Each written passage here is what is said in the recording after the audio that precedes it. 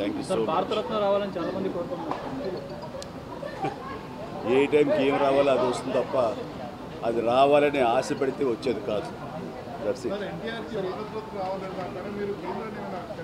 ఏమండి నిజంగా ఇది వారికి ఎంతైనా రావడం సముచితం, రావాలని నేను కూడా మనస్ఫూర్తిగా అభిలషిస్తున్నాను, రావాలని కోరుకుంటున్నాను. ఏపీలో కూటమి ప్రభుత్వం అధికారంలోకి వస్తే ఆ దిశగా ప్రయత్నాలు చేస్తారు సార్. అది ప్రభుత్వ పరంగా చేస్తే కనుక త్వరితగతిన ఇది సాకారం అవుతుంది. అండ్ డెఫినెట్గా ఎంతైనా సరే అటు ఎంజీఆర్ గారికి వచ్చినప్పుడు వీరికి రావడం కూడా అంతకంత సముచితం అండ్ అది ఆనందదాయకం.